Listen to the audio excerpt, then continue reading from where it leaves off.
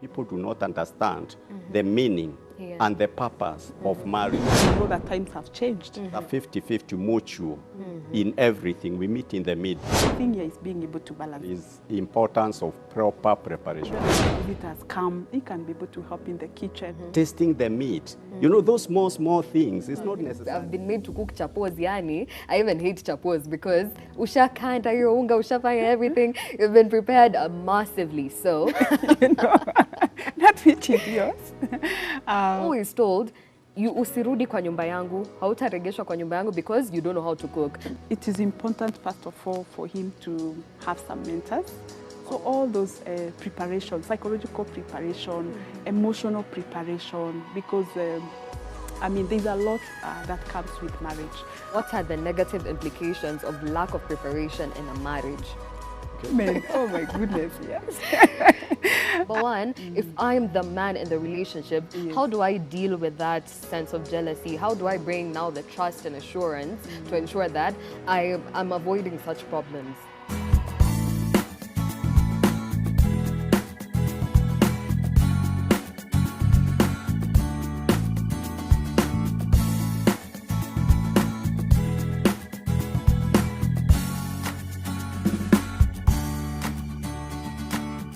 For either way, maybe your woman, you umemwona this mwanaume unamwonanga kila masaa, best friend every single time. How do you deal with that? I think in every marriage, for a marriage to work, there must be at least two things: commitment and trust. And if you want someone to, you know, not to have issues with you or to look at your phone every other time or to ask where are you, trust is very important. And you need to give a reason for someone to also trust you. So I think it is good to know their boundaries. I am married. There must be commitment to this person. So if I am chatting with someone, let it be in a healthy way. Let it be whatever I'm saying is something that I'm okay to show to my partner without, you know, issues. But if I'm hiding myself, you know, or maybe chatting late in the night, and I don't want the content to be seen or to be known, or even this person to be known, then there will be issues of mistrust. And once you break trust, it becomes very hard for, you know, that to come back. So it is good to always make sure that we make the other person feel secure and feel safe with us. Yes, and be honest as possible, because cheating and infidelity is one of the biggest killers in marriage, and it's really happening at a very high rate. So it is not good, and especially it affects women so much. Let me say, especially for women, it brings a lot of emotional disturbance. Because for women, we get in there with, you know, commitment. Majority of us, when you get married, you have loved this man, and you have given yourself fully. Majority, I'm using the word majority of us, in him and him alone. And my commitment is almost like 100% or 95% if I'm not 100. So once you realize that there is someone else on the side, it brings a lot of emotional disturbance. And before we go to that, you've brought about the aspect of trust, especially when it comes to jealousy and things like that. And most of our listeners are very, very young people, and I want you to talk to them. They're going into marriage with, and especially when it comes to the aspect of this particular device, your mobile phone. I remember every single wedding, because I'm within that age where you hear about these conversations, na unasikianga simu ya mwanaume wako, usiguse ione kama, you're told that. So to establish that trust in a relationship, number one, what is your advice to young people? And do I need to place my phone like this so that now you can start trusting me? Or mwanaume wako akianzaga kuweka simu hapa, wewe ujuage tu unaanza kukimbia? How would you like to talk to them? Your camera is that one. About issues of the phone? Issues of trust, and especially when it comes to mobile phones. I think it is important, like we said, to build trust. Building trust is something that is very important. And trust is not built in a vacuum. It's built in the things that we do, especially in our marriages. It is good to love and love with everything we have and everything we are, including our mobile phones. You know, openness is something that is very important. You know, if you start hiding, and like I said earlier, if you start hiding, you know, yourself when you're using the phone, or you're too much on the phone, and you're not giving your partner time, Yeah. that emotional support, or your presence is not being felt, even if you're at home, you're always chatting, then this person is like, okay, so where are you? Are you here for me? Are you really here for me? Yeah. Yeah. So it is something that we really need to look at and try to be there emotionally, because there's something that is called emotional prostitution. You're here, but your emotions, you've already sold them out there to someone else. That is very new. That is very new. I don't know of it. But now I'd like to ask Cleopas. Cleopas, you're a man, and I'm so sorry because I have to use you as an example. Ukifika nyumbani wewe unaweka simu ukiwa umefunikia ama umeacha, or nani, are you more open, and do you think that it's played a really key role in building trust? I think the whole issue of the phone is quite a big debate. And currently, we are having some discussion, some research that is going on about computer disorders or internet disorders because of the way the mobile phone and the internet has come up. So even apart from marriage, how we use our mobile phone, and it has both positive and there are certain things that are not positive. Like for instance, someone could be having a disorder which is connected to pornography. So it's not that you are talking to another person or you are talking because of now an addiction. Then there could also be an addiction of just watching the liking and all that. So you look at your phone and you have posted something, and there are so many people have liked it, and then you get excited. So it is a matter of growth in a relationship in marriage, and that comes because of several things, like communication. When you have developed in communication, you develop you are able to talk about ideas, about your own values. So the phone will not be really an issue. And then there are certain rules that people have, because a phone is something private. You carry it, that's why it's a mobile phone. Each one has his or hers. So it is between the two of you as a couple, if you are mature enough to start having those discussions. Just like in finances. The challenge we are having is having a uniform thing for everybody. It's not a prescription drug. It is, each couple is unique, and they are in unique circumstances. Now let us come to faithfulness, because the issue of why I'm and hiding... as you talk about faithfulness, by the way, I'd like you to delve, because we don't have so much time on our side, the aspect of infidelity as well, and especially after you have a cheating partner, because we've had a lot of conversation, especially what was currently trending this week on social media is a man who, or men rather, who will come to you, or women were very against this, by the way, a man who was sitting with his wife, and this man particularly is a marriage counselor, like is advocating this is how you should treat your women and stuff like that. And he was talking about the way, oh, me, I've cheated on my wife several times and my wife has accepted me, it was the devil and everything. The whole aspect of cheating, could you touch on it and the impact that it has on a marriage, and can you move on in a marriage? Can you continue with a marriage once a partner has cheated, and how can you do that? Now, the matter of faithfulness, we are touching about human sexuality. And that faithfulness, that commitment is somehow based on very many factors. The first is spiritual or religious. Those people who are coming from a religious background, they already have been trained on how to be faithful.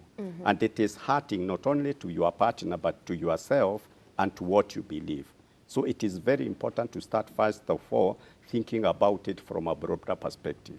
Then there is what is happening right now in the society. There are those people who do not prescribe to any religious or any spiritual. They don't subscribe. And so for them, what they believe in is they can do whatever they want. And so even when they are getting into marriage, they are having those discussions. So that's why it will be a little bit tricky to come and prescribe this is what should happen in marriage as regards faithfulness. But generally, a country like Kenya, we are all Christian. Majority of the people are Christians. So it's like we are guided by the same principles. And as such, faithfulness becomes important. And faithfulness is not only on matters of sexuality. You know, it may not be something intimate, But the fact that you are discussing your business plans with another person, Yeah. when you are having a challenging situation, you are looking And you for go another to person. another person. So all those are matters of the faithfulness. Yeah. It's only that we go to narrowly the act of marital act, sharing it with another person. But for someone to react, it's because there are several things that are happening. And that's why the phone becomes something, because you can be able to chat, to Yeah. communicate with so many people at the same time. And then you ignore the person you are with. So the prioritizing and the understanding of what you need to do when you are with a partner. There are some couples who make it as a rule. When I get to the house, I put my phone off, and that becomes a rule for the family. So there are several things that couples need to be prepared so that they don't get into that. Then let us come to the point of jealousy. And that's why we need to differentiate certain things that are coming because of some personality behaviors or disorders.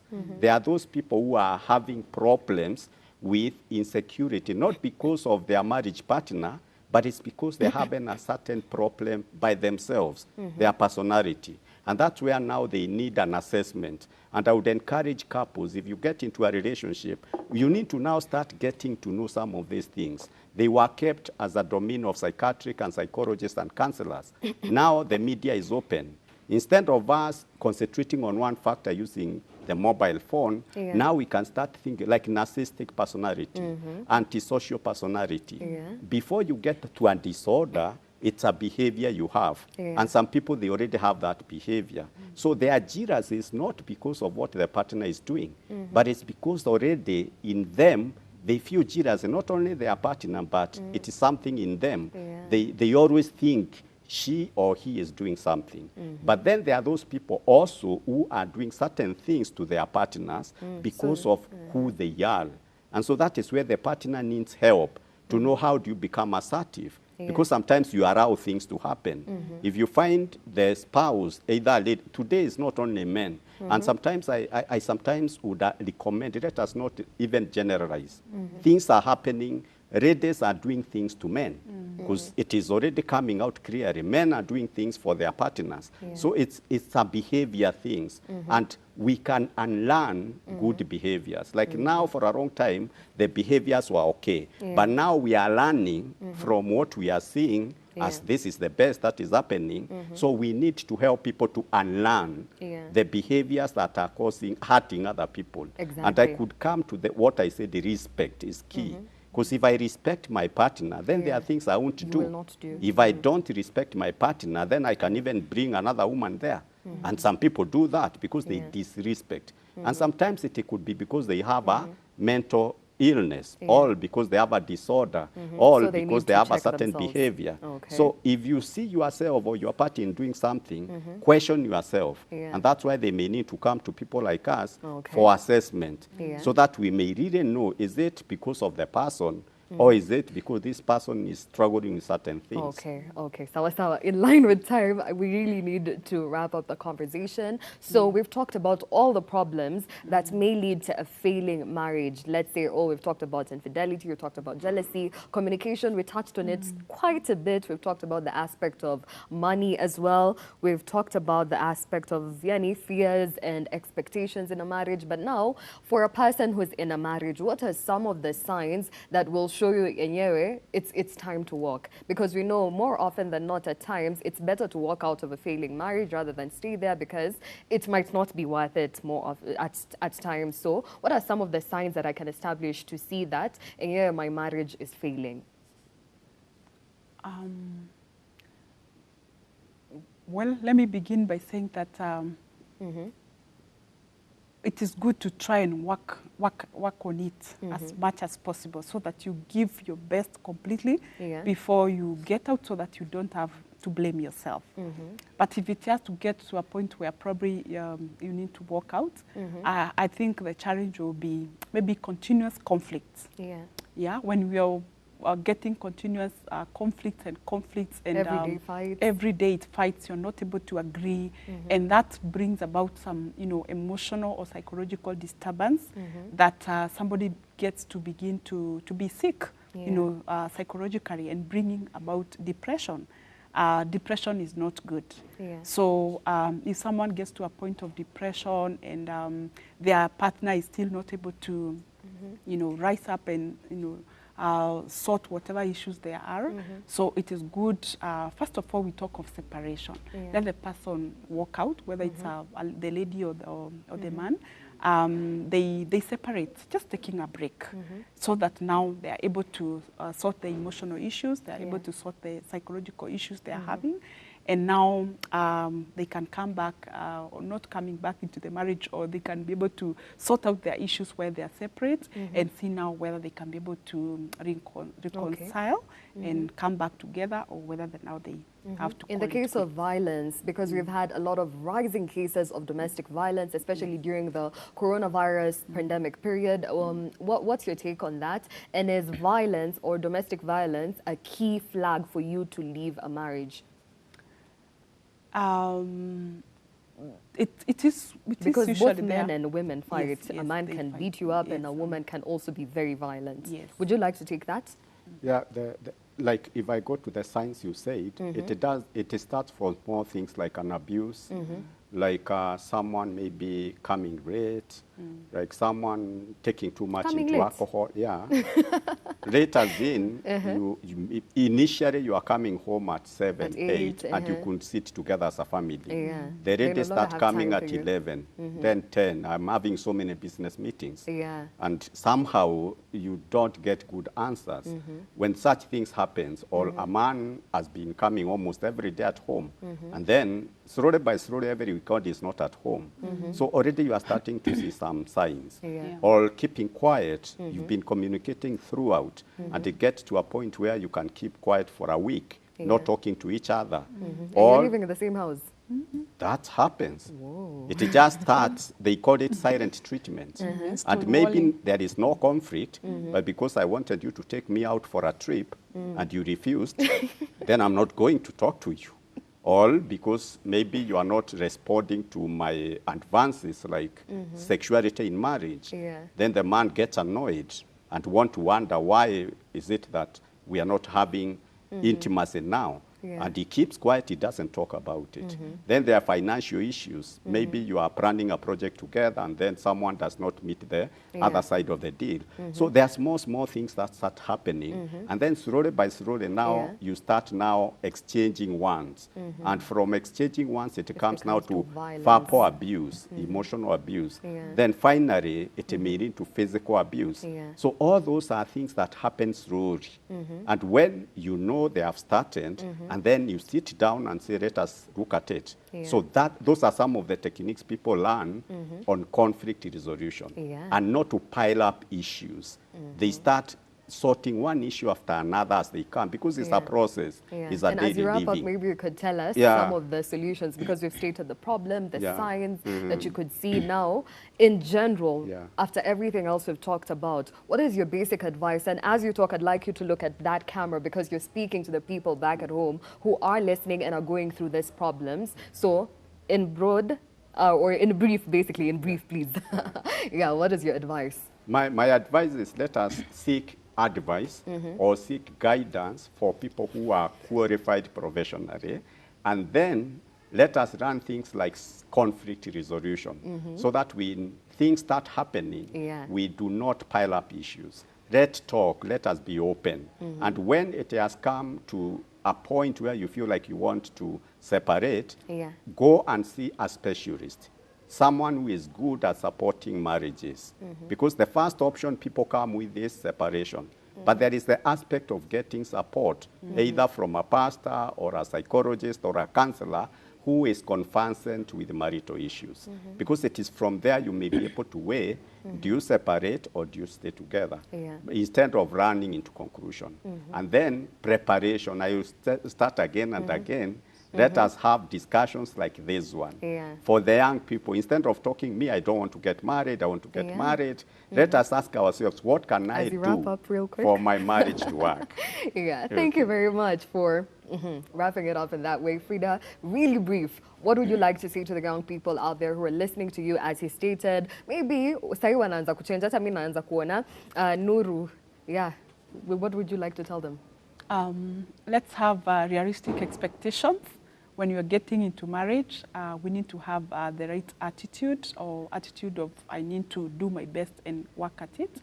Let's work on communication styles, because when you have poor communication styles like criticism, defensive, stonewalling, all those will bring down a marriage or even any relationship. So we really need to look into that. We also need to look into the issues of looking at our expectations, having realistic expectations, so that we don't go with maybe very high or maybe very low expectations, and then we land in trouble. And our attitudes, let's check on our attitudes. Thank you very much. I really, really appreciate your presence on this show. Asanteni sana kwa kuja. It's Friday. It's a very fantastic way to end the week with such positive conversations. We've stated the problem, we've found solutions.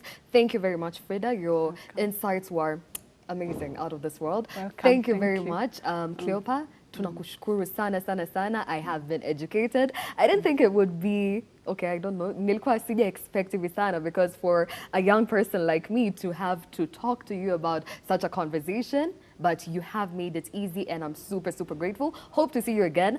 But to the lovely people back at home who have been tuning in right from the beginning to the very end, thank you so much for tuning in to the show. Tunawashukuru sana sana sana sana. Tunawapenda sana.